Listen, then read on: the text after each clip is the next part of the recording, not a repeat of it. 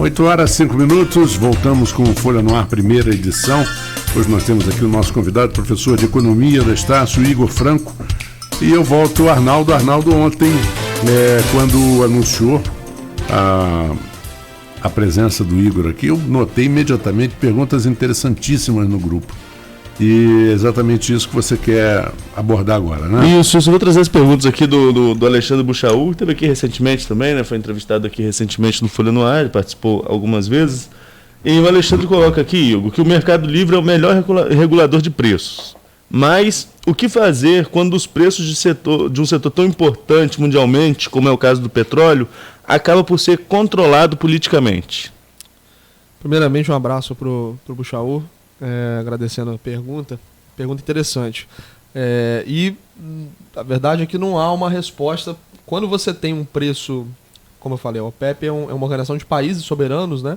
Então eles não fazem um arranjo de preço, às vezes necessariamente, mas sim de nível de produção que reflete em preço. Mas a gente está falando novamente de países soberanos. Como que a gente controla a decisão de um país soberano? Aí vem a questão da geopolítica, das relações internacionais, e nos últimos, talvez 50 anos, havia para a gente tentar, que eu falo mundo, né, tentar influenciar a decisão de um país soberano, vem às vezes via diplomática, quando ela não funciona, alguma tentativa de pressão com sanções econômicas. A questão é que o mercado de petróleo ele envolve países muito complicados do ponto de vista geopolítico. Então a gente está falando de países do Oriente Médio envolvidos em uma série de conflitos, às vezes armados entre eles, tensões culturais, religiosas, às vezes uma série de diferenças culturais com países do que nós chamamos de países ocidentais. Então é um pouco difícil você conseguir controlar esses preços ou intervir.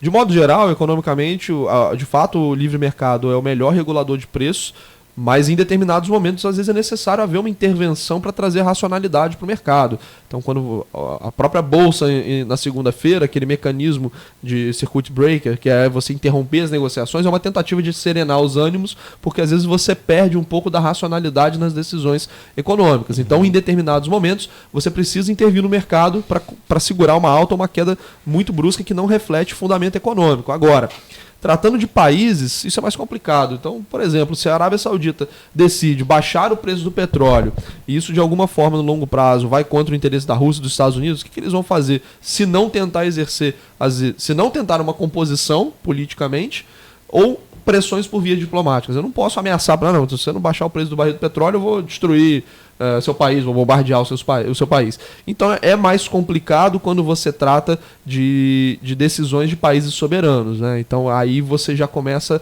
a não ter ferramentas econômicas para poder tratar, ferramentas tradicionais que você às vezes resolve no mercado interno. Quando a gente fala de problemas de países soberanos, você já envolve geopolítica, diplomacia, e aí o caminho é mais pela tentativa da conciliação, uma pressão exercida através de algum mecanismo internacional. Porém, pode ser que não chegue num acordo. Não é, novamente, o meu cenário base, mas pode ser que a gente não chegue num acordo e esse conflito de preços ele continue. Aí não tem o que fazer. Você não vai ameaçar invadir a Arábia Saudita para dizer que e subir o barril do petróleo. Isso não é possível fazer. Tá? Então é uma situação um pouco mais delicada para ser controlada ou haver uma intervenção. Uma colocação, uma coisa interessante, teve um mineralogista, não sei como é que chama aquela profissão que estuda, que conhece de todos os tipos de pedras minerais, eles dizem, geólogo, né? Geólogo, mas especificamente especialistas, eles dizem que a quantidade de diamantes brutos, né, que existem naqueles países africanos é tanto que se eles extraíssem e pusessem no mercado tudo, o preço de um diamante de 1 quilate cairia para R$2. Porque você invade o mercado com a mercadoria e ela perde o valor. Exatamente. Por que um quadro original do Picasso custa infinitamente mais do que uma gravura? Sim. Porque a gravura ele fez na pedra e imprimiu 20, 30, 40, 100. Né? Qualquer artista faz isso. E um quadro original é outra coisa. Quando você pensa pelo aspecto econômico, é justamente as forças de oferta e demanda atuando. Quer dizer, Exato. no caso do quadro do Picasso, eu tenho oferta unitária, né? É um então, quadro. Eu não consigo atender mais que uma pessoa. Às vezes, quando você tem uma exposição, obviamente você gera, como a gente fala no jargão, gera utilidade, gera satisfação para mais pessoas, né? Mas você gera um preço muito elevado porque você não consegue replicar isso, né? E aí a questão do diamante é a mesma coisa. Se eu tenho uma oferta muito grande, eu acabo tendo uma queda de preço. Pegando só um gancho nessa pergunta do Buchaú sobre o controle, sobre a regulação de preços, como que você vê a questão do Estado intervir na política de preço da Petrobras, por exemplo, que acontecia muito aqui no Brasil e agora mudou? Qual você vê como melhor parâmetro e como explicar de uma maneira que não seja só no economic case, como nós colocamos no primeiro bloco, como o Estado pode intervir nessa política de preços? Essa análise que a gente faz normalmente da Petrobras, a gente parte de um fato dado. A Petrobras hoje ela controla o mercado de petróleo no Brasil. Se a gente pudesse fazer uma análise do melhor cenário, o melhor cenário seria não haver um monopólio. Não é um monopólio especificamente, mas é como se fosse, porque a Petrobras tem um peso muito grande. Mas a gente deveria ter um mercado aberto à competição de diversas empresas, e isso logo demandaria uma intervenção menor, uma intervenção pontual em determinados momentos. Mas, partindo do fato de que a Petrobras é quase monopolista, e aí ela determina os preços dentro do país, qual seria a melhor abordagem de política econômica? No meu entendimento, se você sujeita a população a comprar um produto de uma só empresa, eu acho que isso gera uma obrigação do Estado de zelar pelo interesse geral da população de uma maneira mais presente, tá? Não, novamente, não é o que eu acho adequado para a economia, mas uma vez que isso já está dado, eu acho que a melhor solução para o Estado é tentar atenuar essas grandes oscilações. Então eu não sou contra, por exemplo, haver intervenção em determinados momentos. Eu acho que a política de preços livre é um preço muito importante. O preço de combustíveis dentro de um país de 200 milhões de habitantes, ele tem um componente muito importante, ele tem um peso muito grande na vida do dia a dia daquelas pessoas. Então quando a gente lembra da política anterior, que era um controle muito rígido, isso quase quebrou a empresa, certo? Então o governo ele não deixava os preços flutuarem, isso corroía a margem de lucro da empresa, e nenhuma empresa dura sem lucratividade, que ela não consegue reinvestir, ela não consegue competir com seus pares internacionais, logo ela não tem dinheiro para poder girar suas operações. Então a gente saiu de um controle rígido, flexibilizou de forma aos preços quase flutuarem pelo mercado de petróleo, só que isso gera uma insegurança muito grande. Então, por exemplo, uma frota de caminhões, que eu tenho, eu vou começar uma viagem no sul, vou parar no norte. Eu começo com um preço no sul, chega no norte, eu já tenho um mercado que mudou de preço várias vezes. Isso gera uma confusão para quem está carregando esse produto, transportando esse produto, que às vezes inviabiliza a atividade. Então eu tenho que dar previsibilidade ao preço. Então, no momento de muita oscilação, já que o mercado é quase monopolista, o governo deveria intervir para atenuar essas altas e essas quedas, tá? Então, eu nem posso repassar uma alta muito elevada, como eu também não posso deixar uma queda muito elevada, porque isso tem outros reflexos até fiscais. Então, no meu entender, já que existe um monopólio, o governo ele tem que ser um pouco mais presente nessa regulação, mas não sob a forma de controle de preço, mas sim de atenuar algumas distorções de curto prazo. Eu vou voltar aqui ao Buchaú, depois da primeira pergunta dele, falando sobre o mercado livre, sobre a questão da regulação do preço do petróleo. Ele pergunta: quais os caminhos estados e municípios devem adotar para ser resilientes a esses choques? Aí começa o problema. A gente até no ano passado falou sobre isso num outro contexto, que era a possibilidade de haver, já naquele momento, a nova configuração da repartição dos royalties de petróleo. E aí a gente até comentou, se isso acontece, o que o Estado do Rio de Janeiro faz, o que o município faz? Novamente, a gente, da mesma forma como a gente tratou, uma crise internacional vindo agora atrapalha o Brasil? Atrapalha. Não acaba com o nosso país, mas atrapalha. Seria melhor sem ela. Agora, se a gente tem uma queda de arrecadação das receitas de petróleo da ordem que houve em 2014, de 2014 para 2015, 15 para 2016, isso tem um potencial destrutivo muito grande nas finanças do Estado e do município produtores, principalmente Rio de Janeiro, que passa por um momento complicado. O que a gente deveria fazer? Nesse momento, a gente já deveria ter acumulado uma reserva, quer dizer, uma espécie de fundo municipal, estadual, de recursos do petróleo nos tempos de bonança, para que elas fossem utilizadas no momento de dificuldade.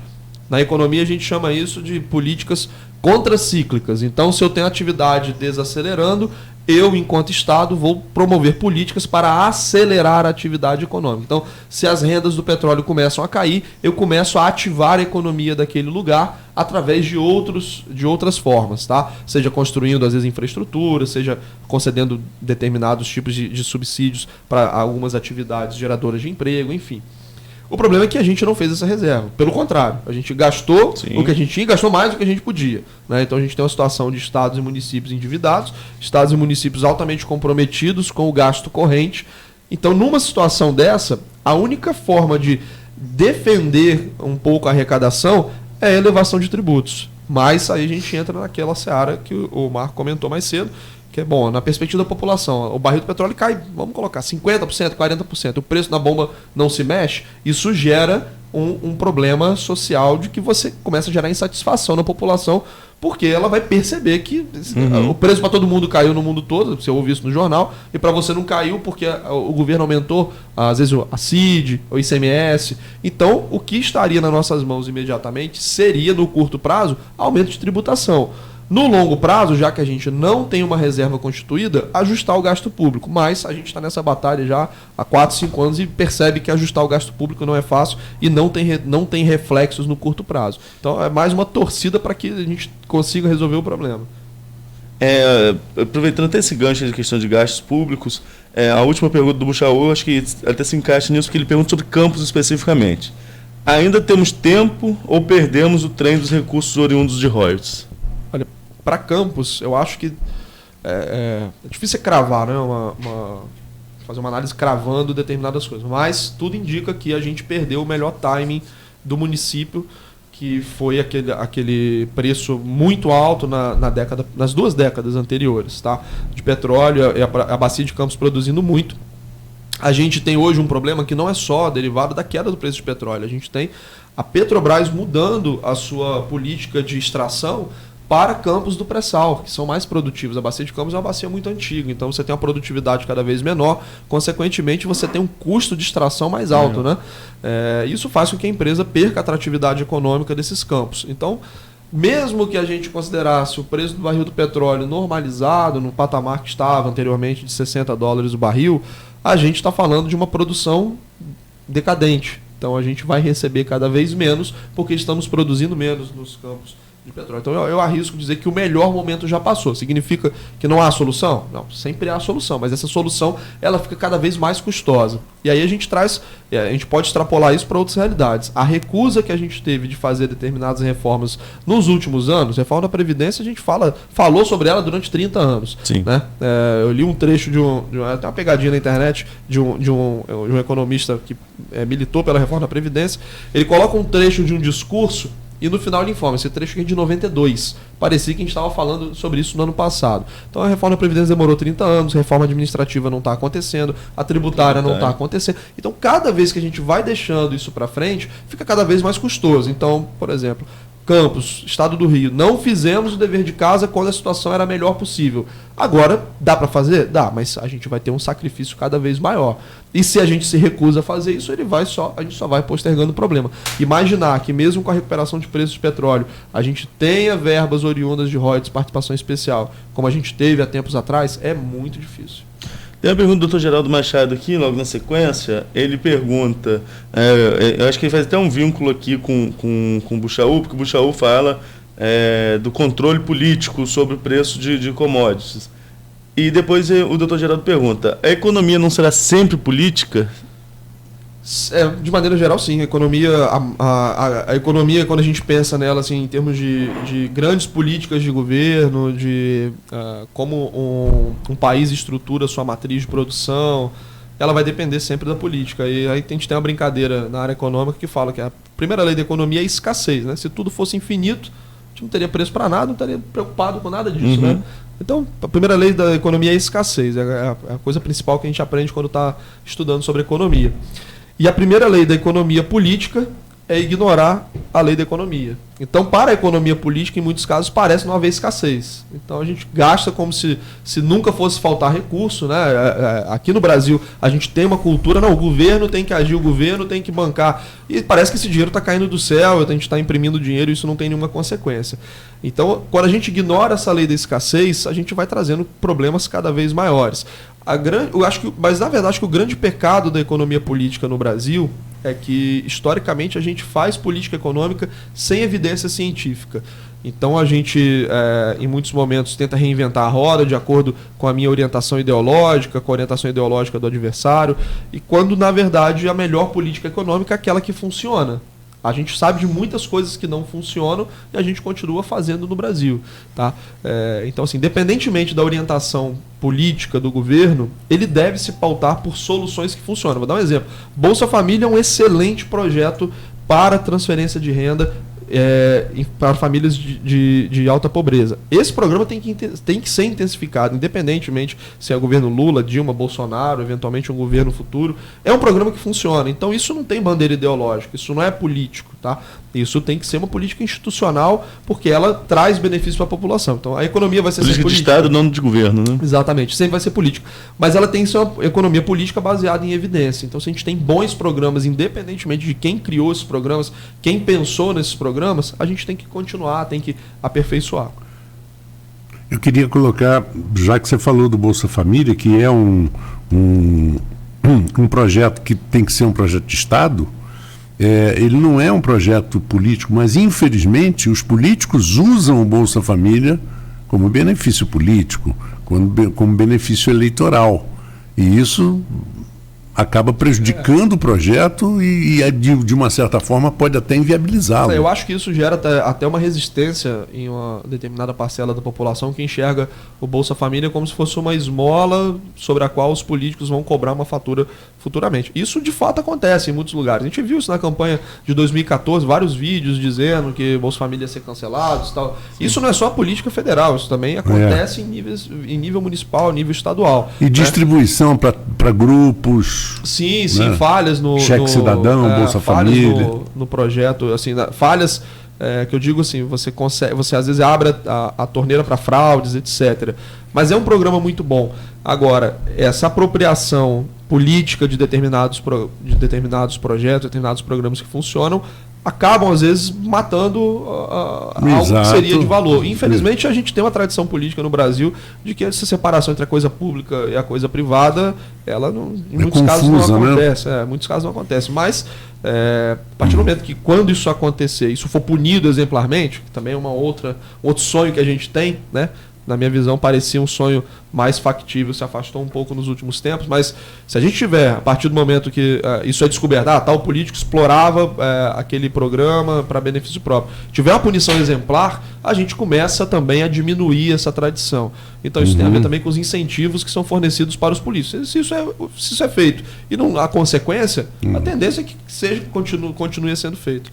Se o programa é bom ou ruim, a punição exemplar que você fala, por exemplo, o político é condenado, ele perde o mandato e fica 8 anos inelegível. Mas daqui a 8 anos ele pode voltar e se ele fez, ele vai fazer de novo. Sim, mas a punição exemplar que eu falo é punição até mais severa. Às vezes claro. Você encarcerar, porque isso é de uma covardia sem tamanho contra a população e contra o sistema político. Quer dizer, você corrói a confiança da população no sistema político. Então isso tem um efeito ainda maior. Não estou propondo que todo caso de desvio, acho que a gente tem que, obviamente, separar, né, a gravidade de cada conduta. Né? Não dá para você comparar um homicida a uma pessoa que fez um furto. Não, sim, lógico. Corrupção comparar a um crime de violência. Mas a punição exemplar, às vezes poderia ser estender a inelegibilidade, colocar o encarceramento como possibilidade. Eu vejo corrupção como crime de violência, sabe? Porque tira possibilidades, né? Você tem as consequências com relação a isso. É menos dinheiro para a saúde, é menos dinheiro para a educação. Pensando, às vezes o dano disseminado é muito maior do que você furtar algo de uma pessoa, roubar mediante violência.